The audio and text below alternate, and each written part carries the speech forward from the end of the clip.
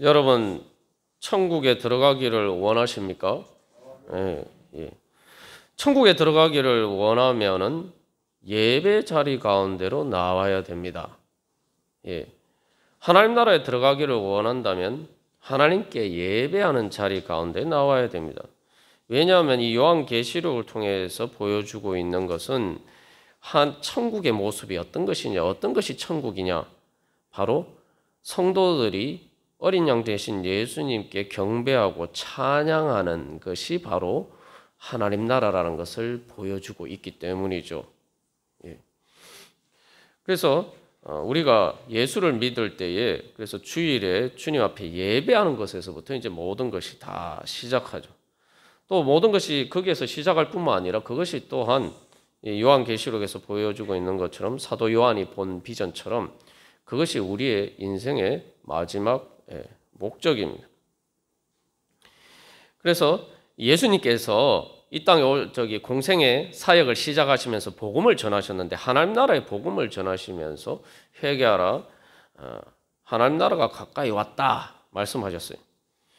그런데 그 복음의 결론은 바로 이제 오늘 요한복음 4장처럼 바로 우리가 하나님 앞에 예배하는 때가 왔다는 겁니다. 그래서 예수님은 하나님 나라가 가까이 왔다라고 말씀하셨는데 요한복음 4장에서는 이제 아버지께 너희들이 영과 진리로 예배할 때가 이르렀다라고 말씀하셨어요. 그러니까 하나님 나라라는 말과 하나님 아버지께 영과 진리로 예배하는 것은 같은 말이죠. 그래서 바로 우리가 영과 진리로 하나님 아버지께 예배할 때 바로 하나님 나라가 이루어집니다. 예. 우리가 늘 이렇게 예배를 드리지만 하나님 나라의 맛을 제대로 보지 못하는 근본적인 이유가 어디 있느냐? 예배를 드리는데 영과 진리로 예배하지 않기 때문이에요. 그래서 우리가 주님께서 주신 많은 은혜의 기회들을 얼마나 놓치고 살아가는지 모릅니다. 저도 이제 요즘 이게 하나님께서 가르쳐 주시는 말씀을 통해서 이제 말씀의 진리를 새롭게 깨달아 알면서 내가 물론 예배한다라고 했지만 정말 온전히 영과 진리로 예배했는가? 내가 그렇지 못했구나. 내가 만약에 그렇기 때문에 정말 하나님께서 나에게 주신 많은 은혜의 기회들을 내가 놓쳤구나. 그런 깨달음을 얻게 되었습니다. 그래서 여러분 이제 영과 진리로 예배한다는 것은 바로 예수님이 오늘 사마리아의 수가성 여인에게 말씀하시죠. 네가 찾는 그리스도 메시아가 바로 나다. 바로 네 앞에 있는 나다. 이렇게 말씀하셨어요. 우리가 영과 진리로 예배한다는 것은 바로 말 그대로 영이라는 말은 진리라는 말이에요. 그 성령님은 진리의 영이에요. 진리가 무엇인지 알게 하고 진리를 체험하게 해주는 거예요. 진리라는 건 말 그대로 있는 그들의 현실입니다. 실체 진실이에요. 우리가 거짓에 휩싸였을 때는 진리가 진짜가 무엇인지 진실이 무엇인지 모르고 살아갈 때가 많아요. 지금 사마리아 여인이 자기가 그렇게 찾는 정말 자기 영혼의 만족, 자기 삶의 행복을 그렇게 간절하게 갈망했지만 바로 그것을 주실 수 있는 그 예수님이 바로 자기 앞에 있다는 사실을 발견하지 못했죠. 영과 진리로 예배한다는 것은 바로 내가 그 예수님을 만나는 겁니다. 예. 그게 바로 영과 진리로 예배하는 거예요. 예. 그래서 예수님이 말씀하시는 것처럼 네가 찾는 바로 네가 구원을 위해서 행복을 위해서 찾는 바로 그 그리스도 메시아가 바로 나다 라고 말씀하셨을 때 바로 그렇게 예수님을 우리가 만나는 순간이 바로 영과 진리로 예배하는 때 우리가 그렇게 예수님을 만날 수가 있습니다. 그래서 우리가 마지막 순간에 천국에 들어가기를 원한다라고 할 때에 그게 무슨 말입니까? 마지막 순간에 내가 죽는 순간에 또 최후의 심판 때에 나는 예배자로서 예수님을 만나기를 원한다는 거예요. 오늘 사도 요한이 특별히 고백하고 있는 것은 우리를 사랑하사라고 있는데 내가 마지막 죽는 순간에 내가 모든 사람을 떠나갈 수밖에 없지만 나를 사랑하는 예수님을 내가 그때에 진짜 사도 바울이 소망한 것처럼 얼굴과 얼굴을 대면하여 보듯이 내가 예수님을 만날 것이다. 내가 천국에서 죽는 순간에 천국에서 예수님 만나기를 원하는 게 우리가 예수 믿는 믿음의 소망 아닙니까? 그죠? 그리고 최후의 심판 때에 오늘 말씀처럼 요한계시록 1장 7절에 보면은 그 최후의 심판 때 재림하시는 예수님을 보고 수많은 사람들이 애곡한다 그래요. 예수님 만나면 기뻐해야 되는데 예수님 만나면 통곡한단 말이에요. 왜 통곡합니까? 예수님을 예배하지 않았기 때문에. 예수님을 주님으로 믿지 않았기 때문에. 그래서 예수님께서 우리의 죄를 위해서 십자가 달려 돌아가셨단 말이에요. 예수님이 우리 죄 때문에 죽으셨단 말이죠. 그 예수님이 우리 죄를 위해서 죽으셨다는 것은 예수 믿는 사람뿐만 사실 모든 사람에게 구원의 은혜를 베풀어 주시기 위해서 예수님께서 죽으셨는데 그것은 다시 말하면 예수님 때문에 우리가 예수님을 십자가에 못 박은 것이죠. 이 사도행전 2장에서 신약 성경의 첫 번째, 그러니까 신약의 교회가 세워진, 기독교 교회가 세워진 첫 번째 설교의 결론이 그거 아닙니까? 너희가 예수를 십자가에 못 박았다. 그죠? 그것 앞에, 그 주님 앞에서 회개하고 예수님을 이제 나의 주님과 나의 그리스도 구원자로서 받아들이면 바로 그 예수님을 통해서 그의 피로 우리 죄에서 우리를 해방하시는 그 은혜를 누릴 수가 있고 최후의 심판 때 예수님이 재림하시는 것은 재앙이 아니라 울 일이 아니라 내 눈에서 모든 눈물을 씻겨주시는 바로 나를 구원하시는 예수님의 그 구원이 완성되는 날이기 때문에 가장 행복한 날이에요. 그래서 성도들에게는 어린 양의 혼인 잔치, 가장 기쁜 천국의 잔치가 시작되는 날인데 예수님을 주님으로 예배하지 않은 자들은 통곡하는 날입니다. 예수님을 주님으로 예배하지 않았기 때문에, 믿지 않았기 때문이죠.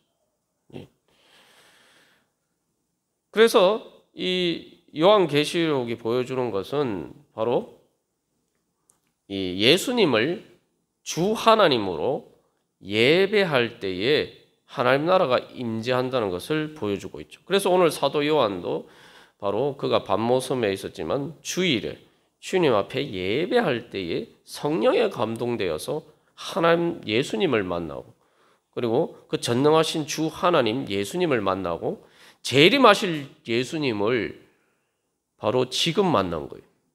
마지막 때 만날 그 예수님을 내가 지금 만나고 그것을 통해서 천국의 맛을 보게 되었죠.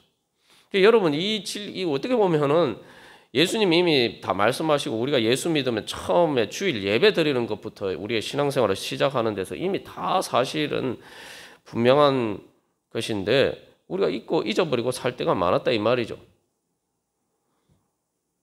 하나님 나라가 뭐냐? 예배의 시공간이에요. 예배 드리는 시공간이에요. 우리가 예배할 때 우리의 시공간이 하나님 나라의 시공간으로 변합니다. 오늘 사도 요한도 이제 그런 은혜를 체험했죠. 이제 특별히 예배는 여러분 보시면 예배는 우리가 하나님 앞에 나오는 겁니다. 이 코로나19 상황 동안 우리가 이제 피치 못해서 뭐 이렇게 그 온라인으로 예배 드리기도 했지만 참된 예배는 내가 주님을 찾아가는 거예요. 여러분 한번 생각해봐요. 우리가 죽는 순간에 주님께서 나를 무덤에 찾아오시기를 내가 죽는 순간에 나에게 찾아오시기를 원하실 때 우리가 원하는 게 무덤에 찾아오시기를 원하고서 무덤에 예수님과 같이 있는 게 우리가 원하는 겁니까? 아니잖아요.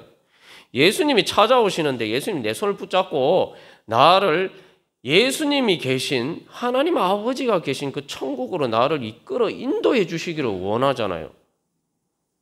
그러니까 여기서 가장 중요한 것은 예수님이 계신 곳에 내가 가야지 그게 천국이 되는 겁니다. 예수님이 내가 있는 자리에 오시는 것은 바로 단순히 내가 있는 자리가 천국으로 변하는 것은 내 있는 자리에 내가 있기 때문이 아니라 내 있는 자리에 예수님이 오셔서 나를 천국으로 인도해 주시기 때문에. 그렇기 때문에 예배의 가장 기본은 내가 주님을 찾아가는 거예요. 그래서 설명절 되면은 고향을 찾아가고 부모님을 찾아가는 게 사실은 이게 기본적으로 같은 이 틀이에요. 예. 우리는 이제 예배라는 것도 그래서 하나님 아버지를 찾아가는 거죠. 천국 하나님 아버지 집으로 돌아가는 게 구원이죠. 하나님 아버지 집으로 돌아가는 것. 내가 죽는 순간에 하나님 아버지 집으로 돌아가는 것이고, 그렇기 때문에 우리의 인생이 하나님 아버지 집으로 돌아가는 길이 돼야 돼. 그래서 집으로 가는 길. 그게 우리의 인생길이 되면은 거기에서 우리가 하나님 나라의 은혜를 누리면서 살아갈 수가 있는 거죠. 그렇기 때문에 우리가 주일날 예배드리러 나오는 것은 내가 바로 하나님 아버지 집으로 돌아가는 그러한 인생길이 되기를 소망하면서 주님 앞에 나오는 겁니다. 그리고 예배가 특별한 것은 말 그대로 예배 드릴 때는, 그래서 이제 온라인 예배는 사실은 엄격한 후에 정식 예배가 아닌 게, 그죠? 우리가 이 예배 드릴 때는 내 몸으로 이 말 그대로 이 교회 드리는 예배 공간 가운데 나오잖아요. 예배 드릴 때는 내가 뭐 예배 드리면서 마음으로 뭐 엉뚱한 생각을 하고 내 그럴 수도 있지만, 중요한 건 내 몸이, 가장 중요한 건 내 육신이 예배 자리 가운데 나온다는 거예요. 내 육신이 다른 일을 하지 않고 예배 자리 가운데, 그 예배 시공간 가운데 내 몸을 위치시킨다는 거예요. 우리가 사실은 하나님 나라가 이루어지려면 하나님의 주권에 복종해야 돼요. 예수님의 주권이 복종하고 예수님의 그 권세가, 주권이 단순히 내 생각뿐만 아니라 내 영과 생각뿐만 아니라 내 몸까지 지배해야지 우리의 삶 가운데 하나님 나라가 이루어지는 거죠. 그래서 하나님 나라를 이루어가는 과정은 어떻게 내 영 가운데 임재하신 성령님을 통해서 하나님 예수 그리스도의 주권이 우리를 죄에서 해방시키시고 우리를 사랑하시는 그 주님의 사랑과 은혜와 능력이 내 몸에까지 나타나느냐. 그죠? 그러면 내 삶도 하나님 나라로 천국으로 변화가 되는 겁니다. 그게 바로 이제 예배의 의미예요. 예. 그래서 우리가 예배하는 내용, 우리가 결국 예수를 믿고 얻고자 하는, 받고자 하는 하나님의 은혜와 축복이 뭐냐? 내가 예배하는 내용이 나에게 현실로 이루어지면 그게 바로 하나님 나라입니다. 예. 그 예배하는 내용 우리가 다시 한번 잘 돌이켜 보십시오. 처음에 우리가 예배 부를 때 사랑하는 나의 아버지 뭐 부르면서 찬양하면서 나가잖아요. 예? 주님이 하나님 아버지가 하나님이 나를 사랑하시는 아버지가 되고 내 아빠가 되고, 그래서 나도 하나님을 아빠라고 부르면서 주님 사랑합니다. 예. 이런 마음 생각하지. 근데 이 하나하나 이제 예배 내용들 이런 식으로 우리가 진지하게 진짜로 그것을 진리로, 진실로 내가 믿고 받아들이고 내가 고백하면은 이게 예배 시작부터 끝까지 이게 전부 다 감격적인 내용들이에요. 그렇지 않습니까? 진짜 하나님이 내 아버지가 되시고, 그죠? 내 아빠가 되고. 예? 그러면 얼마나 좋습니까? 예? 그리고 우리가 그 다음에 뭐 예배 때도 그 다음에 뭐 참회 기도하는데, 그 참회 기도를 통해서 사죄선을 통해서 주님께서 우리를 죄에서 해방시켜 주시고, 예. 그리고 또 우리가 기도하는 내용들도 많아요. 그게 현실로 이루어지면은 그게 다 축복 아닙니까? 그죠? 우리가 찬양하는 내용도 다 마찬가지 아닙니까? 설교 말씀도 마찬가지고, 그죠? 마지막 축도까지 다 그렇잖아요. 찬양을, 그러니까 예배에 있는 예배의 내용들을 보면은 이게 다 한마디 한마디가 우리가 진짜 있는 그대로 믿으면은 이게 천국의 축복이에요. 천상의 행복에 대한 이야기예요. 하나님 나라의 행복에 대한 이야기예요. 근데 우리가 늘 일상으로 드리다 보니까 매너리즘에 빠져서 그냥 오늘도 예배 드리는가 보다 이게 해서 그 말에 그 예배하면서 우리가 사도신경 신앙 고백도 하고 기도도 하고 찬양하는데 거기에다가 내 마음을 안 담기 때문에 내가 그걸 경험하지 못하는 겁니다. 사실 마음뿐만 아니라 사실 영을 담아야 돼요. 영과 진리로 예배 드리면은 이게 정말 펄쩍펄쩍 뛸 수밖에 없는 그런 감격적인 다 그런 내용들이에요. 여러분, 그래서 예배할 때 그런 믿음으로 기도하셔야 돼요. 영과 진리로 예배하는 걸 한마디로 얘기하면은, 예를 들면은, 사랑하는 나의 아버지 찬양, 그냥 찬양이 아니라, 주님, 진짜 하나님이 제 아빠, 아버지인 줄 믿습니다. 주님, 그럼 어린애가 아빠한테 뭐라고 얘기합니까? 그럼 여러분 한번 생각해 보십시오. 얘네가 힘들고 어려운 일이 있을 때, 근데 내 아빠가 전능하신 분이다. 주님이 전능하신 주님이 저의 아빠 되시니 주님의 그 능력으로 저를 제 문제 해결해 주시옵소서. 오늘 우리 장로님이 기도하신 것처럼 우리의 문제 해결해 주십시오. 예? 그렇게 아멘 하고, 그죠? 그래서 기도하고 찬양하고 설교 말씀 모든 것을 정말 아멘 하면서 주님, 그 내용이 우리가 찬양하고 기도하고 또 말씀을 듣는 그 모든 예배의 내용이 주님, 제 것이 되기를 원합니다. 그것이 제에게 현실로, 제 삶의 현실로 이루어지기를 원합니다. 아멘 하면서 예배하면 그게 영과 진리로 예배하는 거예요. 예.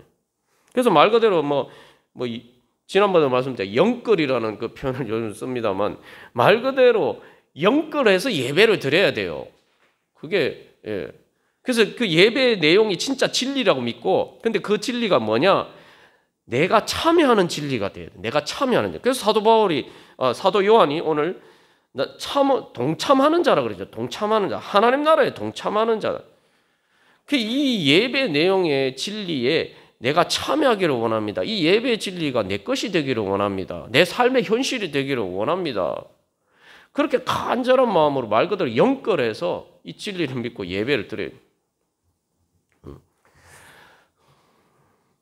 그래서 우리가 예배에 대한 감격이 없다면은 내가 믿지 않기 때문에 예배의 내용이 내하고 상관없는 얘기가 된 거예요.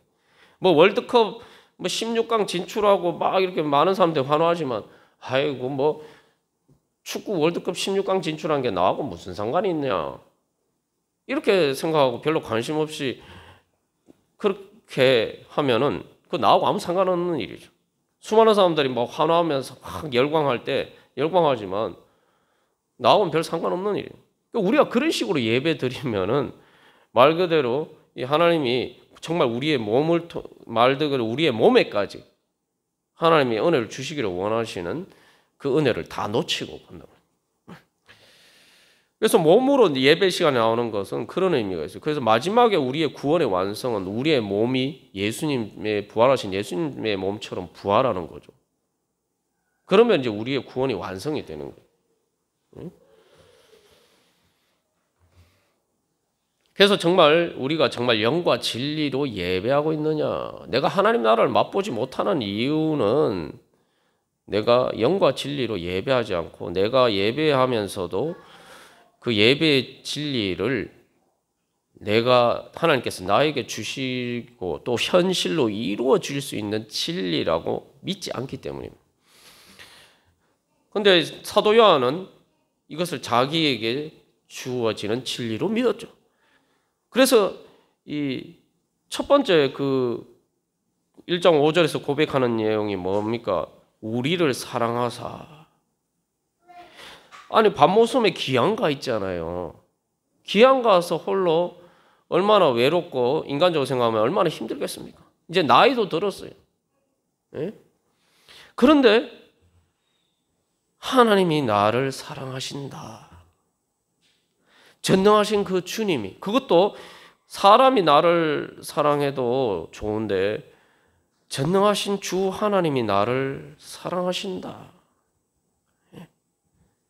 이게 이제 이 요한계시록 저자가 사도 요한이잖아요. 그래서 이제 일반적으로 요한복음에는 사랑하는 제자가 누구냐라고 할 때 그게 이제 요한복음을 기록한 또 요한계시록 기록한 사도 요한이라고 보통 많이 이렇게 해석을 하죠. 왜냐하면 사랑하는 제자에 대한 이야기가 요한복음에밖에 안 나오기 때문에. 이제 그 요한이 예수님을 대해서 고백할 때 예수님 나를 사랑하신다. 내가 비록 이 밤모섬에 이 나이가 들어서 외롭게 기양과 있지만 내가 예수님 때문에 내가 사랑하는 예수님 때문에 내가 이 자리에 있기 때문에 주님이 나를 사랑하신다. 그래서 나를 해방시켜 주시고 특별히 이제 6절에서 이 놀라운 고백이 있습니다. 우리를 나라와 제사장으로 삼으셨다. 이건 정말 엄청난 믿음의 고백입니다. 그래서 이 5절 6절에서 이제 사도 요한이 하는 고백을 한마디로 이야기하면은 사랑이고 우리를 사랑하셨고 그다음에 그의 피로 우리 죄에서 우리를 해방시키시고 우리 구원이죠. 구원하게 하셨고 그다음에 나라는 승리 아닙니까? 하나님 나라. 그리고 제사장 영광이에요. 그 왜 이 나라와 제사장이 승리의 영광이냐? 바로 우리가 지난번에도 나눴죠. 이 나라라는 게 말 그대로 해방의 영광이에요. 내가 죄에서 해방되고 나니까 뭐예요? 이제 내가 주인인 내 나라가 생겼다 이 말이죠. 우리가 일제 식민지에서 해방된 게 광복의 기쁨이 그것도 아닙니까? 뭐 일본이 아무리 뭐 혀에 발린 소리로 그렇게 이야기를 했지만 사실은 조선 사람들은 늘 2등 시민이었어요. 말 그대로 노예였어요. 종이었어요. 그 이제 해방이 되었으니까 이제 나라 우리를 나라로 삼으셨다. 나에게 나라를 주셨다. 하나님 나라를 주셨다. 하나님 나라의 백성이 됐다. 이제 내가 주인인 내 나라니 하나님이 주인이신 그 나라가 이제 내 나라가 됐다. 이게 세상 나라가 하고 다른 거죠. 사실 이제 사도 요한이나 이런 성도들은 이때 당시 성도들은 로마 제국의 백성이잖아요. 근데 여러분 로마 제국에 산다고 해서 다 로마 시민이 아니었어요. 바울과 같이 특별한 사람들만 시민권을 가졌어요. 로마 시민권을 가지니까 원래 지금 이탈리아 지역에 그곳에 있지 않는 다른 나라 사람들은 말 그대로 식민지였고 그렇기 때문에 로마 제국이 내 나라냐? 아니에요. 왜냐하면 극소수를 제외하고는 유대인들도 마찬가지고 사도 요한도 마찬가지고 로마 시민이 아니에요. 로마 시민으로 인정 안 해줬어요. 시민권이 없으면 그 나라가 무슨 내 나라입니까, 여러분? 로마는 내 나라가 아닌 거예요. 그러니까 유대인들이 로마에서 해방받으려고 그 식민지에서 해방하려고 그렇게 싸웠던 거예요. 내 나라 그러니까 로마 제국도 마찬가지예요. 말로는 그럴싸하게 로마 황제를 그때 주라고 불렀잖아요. 퀴리오스라고 주라고 고백했는데 주인은 주인인데 책임지는 주인이 아니라 노예로 부려먹는 주인이 로마 황제는. 그러니까 지금 사도 요한이나 성도들도 뭡니까? 로마 제국에 의해서 핍박과 박해를 받잖아요. 자기 나라 시민이 아니니까 핍박하고 박해하는 거예요. 여러분, 세상 나라가 내 나라입니까? 로마 황제가 주인인 나라는 내 나라가 아니에요. 프랑스의 루이 14세가 짐이 곧 국가다 이런 자기가 국가라는 자기가 나라라는 그 말이에요. 이게 지금 우리를 나라로 삼으셨다. 시민이라는 건 진짜 내가 그 나라에 마치 그 주주가 회사에 자기 이제 주식을 가지고 있으면 자기 몫이 있잖아요. 배당금도 받고. 근데 이때 당시에 로마 시민이 아니기 때문에 그런 게 없었단 말이에요. 그러나 이제 사도 요한은 하나님 나라의 시민이라는 루이 14세가 짐이 꼭 국가다라고 했는데 만왕의 왕 되신 하나님의 나라가 예수님이 주인이신데 그 주님이 나를 사랑하시고 하나님 아버지의 나라인데 하나님이 내 아버지니까 나는 뭡니까 여러분? 그 진리는 있는 그대로 믿어야 돼요, 여러분. 있는 그대로 되면 이게 복음이 정말 감격스러운 일. 하나님 아버지의 나라니까 그 나라의 왕이 내 아버지니까 나는 누굽니까? 아, 왕자와 공주가 아닙니까? 그래서 옛날에 우리가 주일학교 때 왕 나는 왕자다. 뭐 공 나는 공주다. 여러분 정말 믿으십니까? 그러니까 사도 요한이 감격스러운 거예요. 우리를 나라로 삼으셨다. 예수님이 주님이신 하나님 나라는 바로 그 하나님 나라를 우리에게 유업으로 주신다고. 우리의 몫으로, 기업으로. 그래서 성경이 기업, 유업, 그게 다 내 몫으로 주신다. 내 몫으로. 세상에는 여러 번 제가 강조했지만 세상 나라에는 내 몫이 없습니다. 여러분. 제가 다시 한번 강조하지만 우리가 죽는 순간에 내 이름이 등기부에 있어도 제가 이 여러 번 강조해서 말씀드리는데 등기부에 내 이름이 있어도 내가 죽는 순간 내 상속인에게 실제적으로는 상속인의 재산으로 바뀌어요. 그래서 상속은 등기를 안 해도 그 죽는 순간에 그 상속인에게 재산이 넘어갑니다. 법적으로 효력이 그렇게 발휘해요. 다른 것은 안 그렇지 않은데 상속은 등기를 안 해도 상속인의 재산으로 법적으로 인정돼요. 그러니까 세상에는 사실 내 몫이 없어요. 그런데 하나님 나라에 영원한 내 몫이 있어요. 그러니까 사도 요한이 그렇게 우리를 나라로 삼으셨다라는 게 그런 겁니다. 거기에다가 더 놀라운 것은 우리를 제사장으로 삼으셨다. 사실 이 나라와 제사장이라는 것은 출애굽기 19장에 하나님이 이스라엘 백성들에게 말씀하신 거예요. 이스라엘 백성들을 노예에서 해방시키시고, 그죠? 너희들을 제사장 나라로 만들어 주시겠다. 이게 베드로전서에서 뭐라고 고백합니까? 왕 같은 제사장으로 삼으셨다. 로열 프리스트후라는 거는 여기서 제사장이라는 그냥 제사장이 아니에요. 왕 같은 제사장인 게 뭐냐면은 제사장은 이때 당시에는 귀족들 중에 최고 계급이었어요. 여러분 오늘날 그 인도에서도 보면 카스트 제도가 있잖아요. 네 등급으로 신분을 나누는데 브라만 계급 최고 계급이 뭡니까? 그 제사장 계급이에요. 그 예전엔 다 그랬어요. 근데 이게 얼마나 감격스러운 일이냐면 로마 제국에 그래서 로마 황제를 뭐라고 하냐면 폰티펙스 막시무스 이게 무슨 얘기냐면은 최고의 제사장이란 얘기예요. 로마 황제 다른 별칭이 뭐냐면은 쉽게 말하면은 우리식으로 성경의 용어로 표현하자면은 대제사장이란 거예요. 그러니까 로마 황제는 대제사장인 거예요. 그리고 그 대제사장 밑에 있는 그 사제 그룹들이 사실 로마의 가장 큰 권력자들 층이죠. 근데 로마 황제가 아니라 하나님이 만왕의 왕 되신 하나님이 전능하신 주 하나님이 바로 우리의 대제사장, 예수님이 우리의 대제사장이시고 그리고 우리는 그 예수님과 함께 주님 하나님 아버지께 예배하는 제사장이 된다. 로마가 우리를 핍박하지만 너희는 그것 때문에 힘들어하지 마라. 자부심을 가져라. 로마 황제와는 비교가 안 되는 만왕 대신 예수님의 바로 그 우리의 대제사장이신 예수님의 우리는 제사장이다. 이 얘기를 하는 거예요. 그래서 1장 5절에서 사도 요한이 뭐라고 해요? 땅의 임금들의 머리가 되신 분. 그분의 우리는 제사장이라는 거예요. 그래서 여러분 예배 자리에 나오는 게 얼마나 큰 특권인지 우리가 다시 한번 잘 알아야 됩니다. 여러분 솔직히 말해가지고 우리가 이제 명절이 되면 차례를 지내는데 최근에 이제 기사를 보면은 별로 이거 홍보가 안 됐다고 그러는데 제가 그래서 이제 차례라는 말을 가만 생각을 아니 왜 제사라고 하지 않고 명절에 지내는 걸 차례라고 하지 해서 이렇게 다시 한번 찾아보니까 차례라는 게 간단하게 지내는 제사더라고요.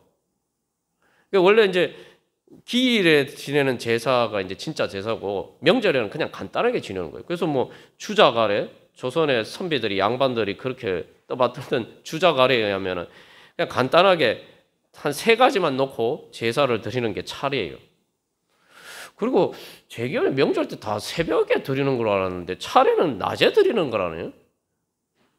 이게 우리가 사실은 사람들이 제 차례를 제사를 지내고 차례를 지내면서도 제대로 모르고 지냈던 거죠.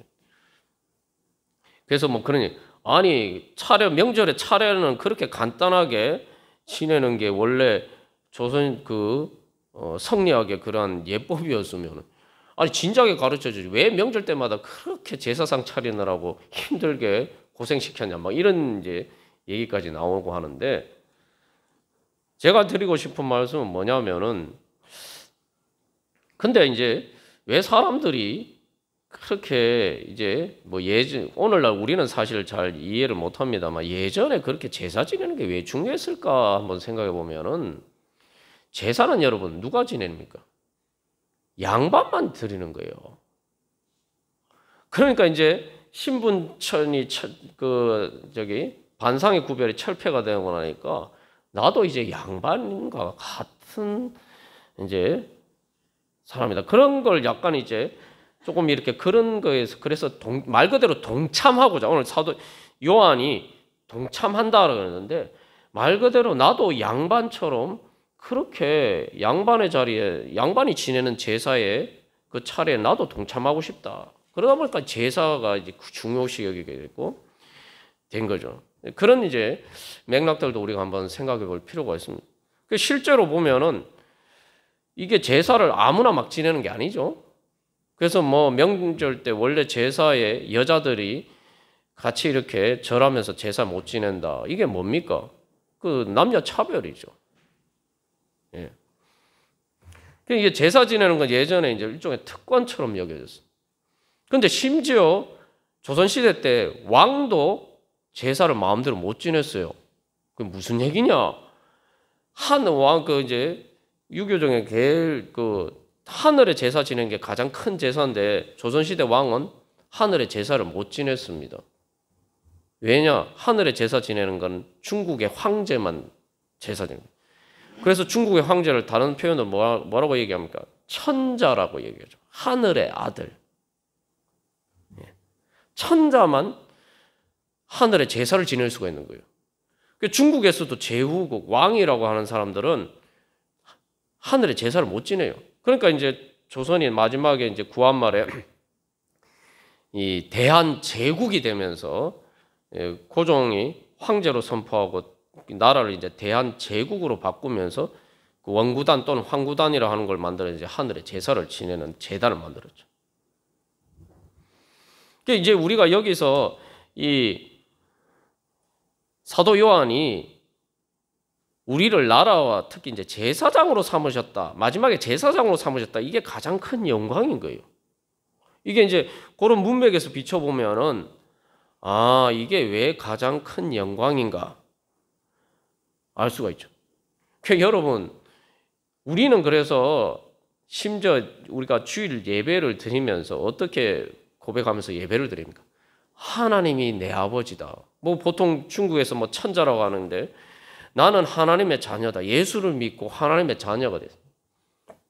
그래서 이제 사실은 뭐 중국의 황제도 황태자나 뭐 황제 아들들도 아무리 자기 아버지한테 함부로 이렇게 저갈 수가 없는데 하나님은 예수님을 통해서 야 너희들은 나를 아빠라고 불러라. 우리가 예배 드리는 게 주일날 예배 드리면 하나님 앞에 나와서 예배 드리는 게 얼마나 큰 특권인지 우리가 이거 제대로 믿고 예배를 드려야 돼요. 조선시대 왕도 못 드렸던 제사예요. 우리는 쉽게 말해 예수 믿는 사람은 다 천자가 된 겁니다. 제 말이 틀렸습니까? 성경에 있잖아요. 예수 믿는 사람은 그래서 왕 같은 제사장이다 라고 얘기한 거예요. 그래서 이 교회는 그리고 성도들은 이제 그래서 이 사도 요한이 한 얘기는 너희는 로마 황제가 자기가 뭐 폰티펙스 막시무스라고 얘기하는데 야 너희가 진짜 왕 같은 제사장이야. 로마 황제가 아니라. 그게 사실은 이게 이제 요한계시록이 핍박받고는 교회에게 보내는 편지. 그래 이게 여기에서 뭐 우리가 뭐 우리를 나라와 제사장으로 삼으셨다 하니까 뭐 그냥 그런가 보다 하지만 이 말에 담긴 의미는 야 너희들이 예수를 믿는 우리가 바로 진짜 황제 같은 그런 왕 같은 제사장이야.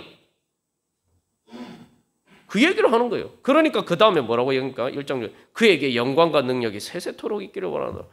야 주님께서 우리를 이런 죄의 종에서 해방시켜 주시고 우리를 로마 황제도 죄와 죽음의 종노릇하는 자였지만 그러나 우리는 거기에서 해방되어서 이제 하나님 나라의 왕 같은 제사장이 됐다. 이게 정말 감격해서 말 그대로 하나님 앞에 엎드려서 영광과 능력이 세세토록 있기를 원하노라 할렐루야 하면서 찬양할 수밖에 없어요. 이걸. 그 여러분 이제 사실은 예수를 처음 요즘은 조금 그런 경향이 덜합니다만 처음 예전에 뭐 얼마 전까지는 오늘날도 뭐 그런 일이 많고 예수를 믿으면 제사 안 지낸다고 하니까 뭐 이게 막 그게 사실은 제일 큰 장애물 중에 하나였죠. 근데 여러분 우리는 제사를 안 지낸 대신에 하나님 아버지께 예배하는 사람이 되는 거예요. 예? 이 예배 제사의 차원이 다른 거예요.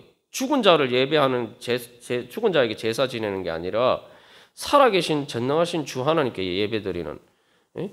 중국의 황제나 조선의 왕보다 더 큰 제사를 드리는 게 주일 예배입니다.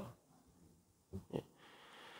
그러니까 내가 이제 그런 사람이 하나님이 나를 그런 사람으로 불러주셨으니까 이거 뭐 진짜 하나님께 찬양하며 영광 드릴 수밖에 없는 거 아닙니까? 그러니까 근데 우리는 이것을 진리로 믿지 않기 때문에 예배에 감격이 없는 거예요. 그래서 영으로 예배 드린다 뭐냐면은 성령의 감동이라고 해요. 감동. 말 그대로 감동이 있어요. 그래서 지난번에 말씀드렸죠. 이 성령이 감동되었다는 거 영안이라는 거예요. 안.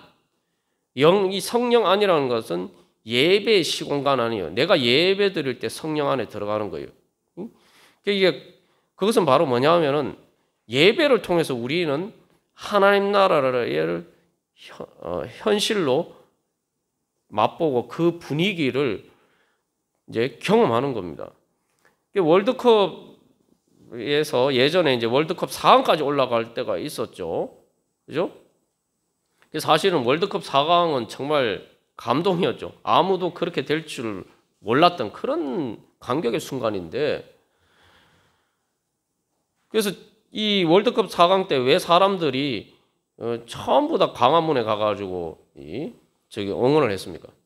저도 예전에 이제 그 이후에 이제 미국에 있을 때 교회에서 이제 미국에 있었지만 한인 교회에서 이 월드컵 할 때 우리나라 응원하면서 이제 월드컵 분위기를 낸다고 전부 다 같이 모여서 이제 교회에서 같이 모여서 막 응원하고 그랬는데 이게 보니까 같이 그렇게 응원하니까 분위기가 틀리더라고요. 현장에 가서 사람들과 같이 그 감동을 느끼고자 원하는 거죠. 그게 바로 예배예요. 그 예배를 혼자서도 물론 드리는 것은 그래서 온전한 예배가 아닌 거죠. 사람들이 혼자서 축구 보면 되지, 월드컵 보면 되지, 굳이 그렇게 치맥하면서 그렇게 모여서 뭐 예배를 왜 그렇게 보겠습니까? 근데 이 월드컵을 볼 때도 보면은 여러분 4강 처음부터 4강입니까? 아니잖아요. 처음에 이제 뭐 예전에 월드컵 4강 할 때 5대 0으로 뭐 지고 뭐 그런 경우도 있었죠. 그 전에 그러니까 그럴 때 사람들이 기대를 안 했는데 이제 어쨌든 본선 진출했다면 그러니까 이제 기대가 생겼어요. 조그만 기대가 생겼어요. 이게 뭐 그 5대 0으로 지기도 해서 예전에 그렇게 그래서 정말 이거 뭐 가망성이 없다. 본선 진출도 못할 줄 알았더니 본선을 진출했어요. 그랬더니 사람들이 이제 막 이제 기대가 생겼어요. 그래서 이제 막 응원했단 말이에요. 그럼 응원했는데 본선에 진출해서 16강을 진출했어요. 그랬더니 이 기대가 더 커졌어요. 여기에 이제 두 가지가 있죠. 월드컵 응원할 때 보면은 아직 승리가 안 이루어졌잖아요. 근데 이미 그 이전에 이루어진 승리가 있기 때문에 예를 들면 16강 경기가 있다 그러면은 그 이전에 본선에서 이긴 경기들이 있어요. 그러니까 이미 맛본 승리의 맛이 있어요.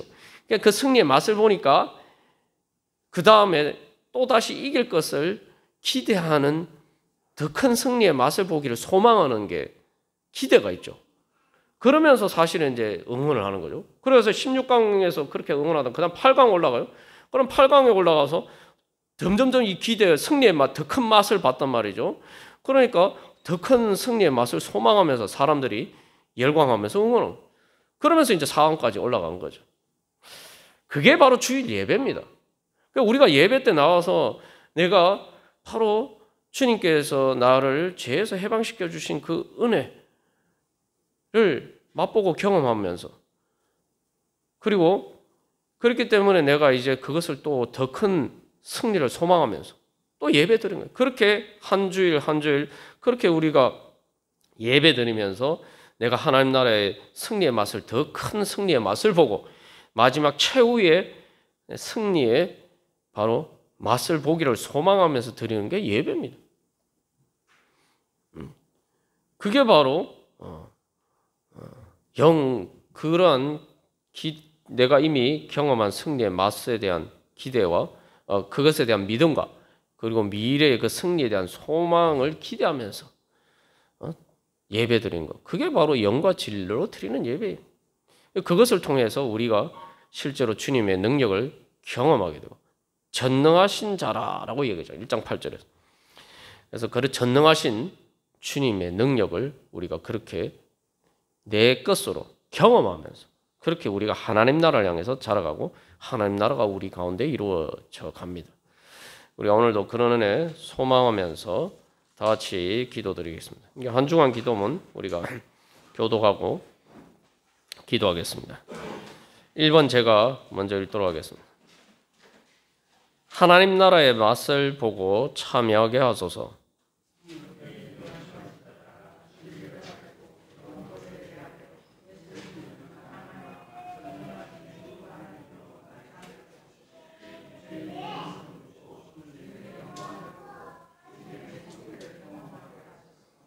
예배하듯이 예수님을 사랑하고 기뻐하면서 마음과 몸과 삶을 온전히 드리고 순종하게 하소서. 모든 날이 부활의 날이 되어 예수님의 생명으로 성장하고 그 능력으로 하나님 나라 이루어가는 주의 날 되게 하소서. 우리 시간 다 같이 기도드리겠습니다. 주님, 사도 요한이 고백한 것처럼 우리도 그 믿음의 고백으로 주님 앞에 나아가오니 주님, 예배를 통해서 우리가 영과 진리로 예배함으로 전능하신 주 하나님이신 예수 그리스도를 주여 우리의 삶에서 주님 날마다 새롭게 더 크신 주님 만나게 하여 주시옵소서. 하나님 나라 이루어지게 하여 주시옵소서. 우리 함께 기도하겠습니다.